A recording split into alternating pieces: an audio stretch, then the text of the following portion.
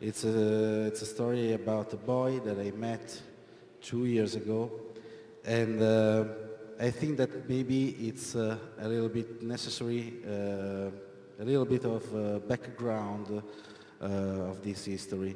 This history is from Chiapas. That's a region in Mexico. It's a very tormented region where the Indio are haunted and displaced by the federal government because they want to take their lands and exploit them for extract oil and silver, uranium, and stuff like that.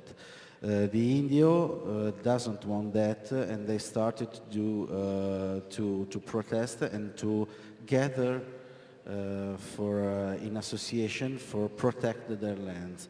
This story comes from an association that calls Las Abejas, that means the bees, and it's in a village called Acteal.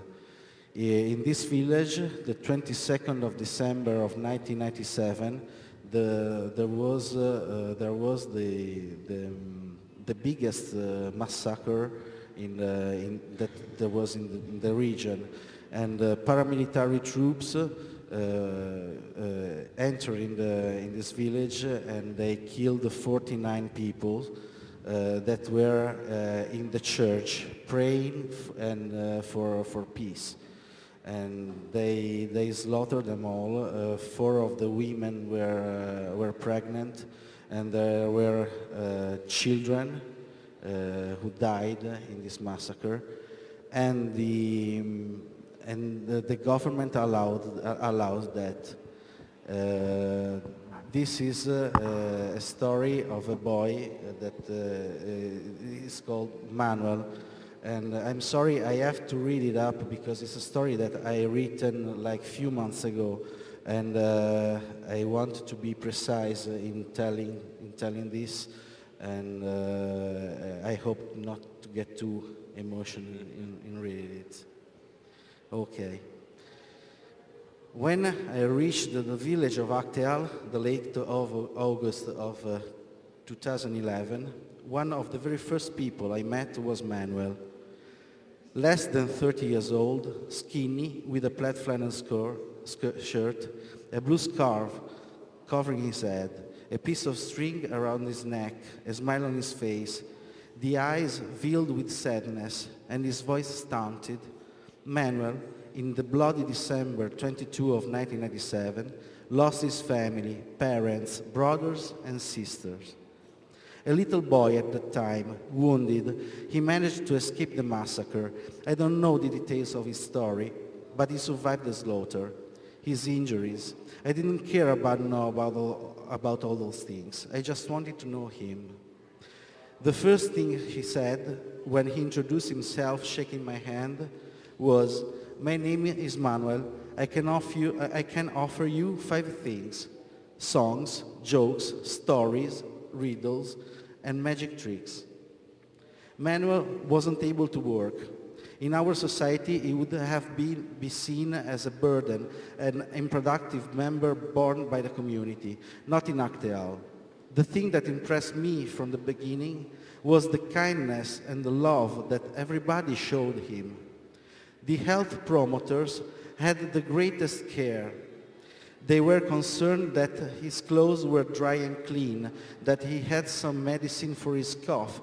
They made him stay in the clinic with them, chatting, listening to his stories, his jokes, his song. Manuel was a very great storyteller.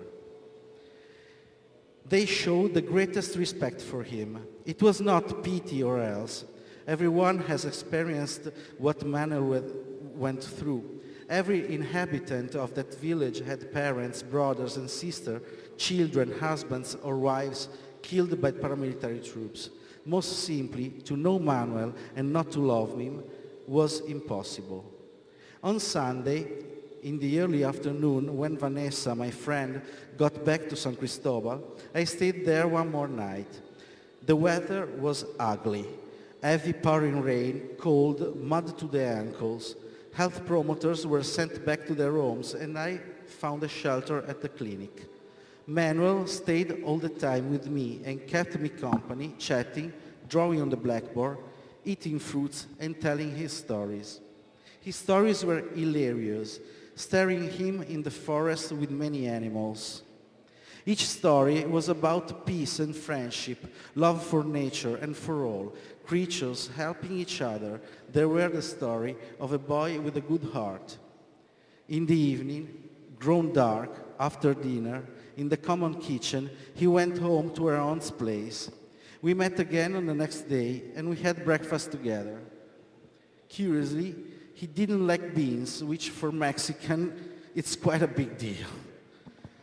While I was doing shiatsu treatment, he was at the mess for the commemoration of the massacre, and when I reached him, he had kept a place for me right next to him.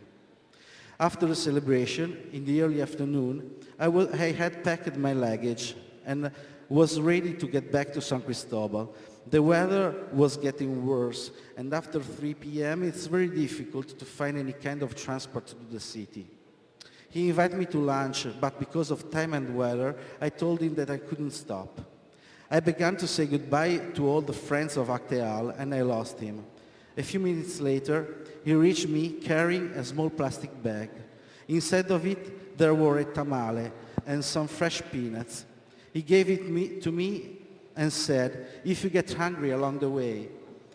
He hugged me, kissed me, and sang me one last song to wish me a good trip. I struggled to hold back my tears, and I began to climb the stairs up to the street. That was the last time I've seen him. Towards the end of January, an email from Vanessa informed me that Manuel is no longer with us. Al parecer fue una muerte tranquila, sin embargo una gran pérdida y también un momento difícil para los promotores de salud que sentían mucho la responsabilidad y el cuidado de Manuel. Nos quedaron sus historias, chistes, adivinanzas, canciones y trucos de magia. Yeah, Manuel could offer 5 things: stories, jokes, riddles, songs, and magic tricks. He actually gave to all of us much more. This is the inheritance that I took from the Pueblo of Acteal, and they are very happy when they see some people from other country there to visit.